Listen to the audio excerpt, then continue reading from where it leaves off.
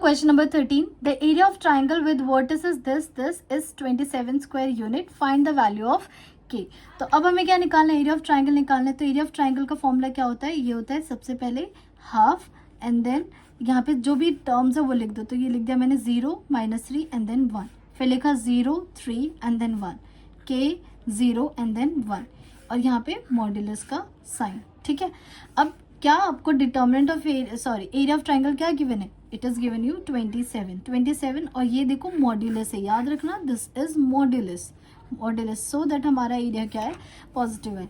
अब इसको जब आप निकालोगे हाफ, तो ये क्या, इसको R1 के अकॉर्डिंग ओपन करना बेटर रहेगा क्योंकि 0 हो जाएगा, ये भी 0 हो जाएगा. तो डायरेक्टली k से ओपन करते हैं, तो प्लस माइनस प्लस, तो इसलिए प्लस k और ये हो जाएगा -3 एंड देन -3.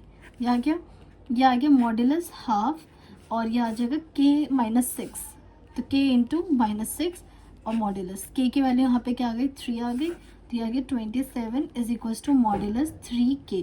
अब एक चीज़ ना याद रखना, पता है क्या होता है, बच्चे क्या करते हैं, ये -3 है ना, -3. तो जो मिस्टेक, पहले मैं आपको मिस्टेक समझाती हूँ. मिस्टेक क्या करेंगे, वो डायरेक्टली लिख देंगे, ओ माइनस है पॉजिटिव हो जाएगा, तो 3k is equal to 27, k की वैल्यू आ गई 9. लेकिन ना पेपर सेट करने वाला भी आपसे ज़्यादा स्मार्ट होता है. क्या आपको k की वैल्यू 9 यहाँ पे आंसर आ रहा है, नहीं आ रहा. इट मीन्स आप ये कहो कि क्वेश्चन गलत है, नो, आपके कॉन्सेप्ट थोड़े वीक है. अब क्योंकि बड़ी क्लासेस में पहुंच गए हो तो आपको पता है मैं मॉड्यूलस डायरेक्ट नहीं हटा सकती. जब भी ये आता है तो इसका मतलब क्या, यहाँ से 2 केस अराइज होते हैं. क्या क्या, एक हो सकता है, सबसे पहले तो इसको लिख दो, मॉड हटा दो, तो ये लिख दिया मैंने 3k. ठीक है. तो यहाँ लिख देती हूँ एक बार, 3k is equal to mod और 27. नाउ यहाँ से हमारे 2 केसेस अराइज होंगे. क्या क्या अराइज होंगे, एक यहाँ और यहाँ लिखते हो. यहाँ पे क्या करोगे, मॉड हटाते हैं तो क्या लिखते हैं, एक बार 3k की वैल्यू 27 और एक बार 3k की वैल्यू -27.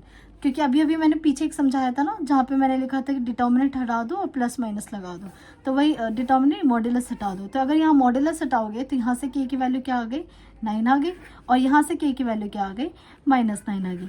जब आप डायरेक्ट मॉड हटाते हो ना तो आपको सिर्फ एक आंसर मिलता है. And always remember, area of triangle में आपको हमेशा k की 2 वैल्यूज मिलती है. तो यहाँ कौन सा आंसर करेक्ट है, 4 is the correct option. Clear. Now question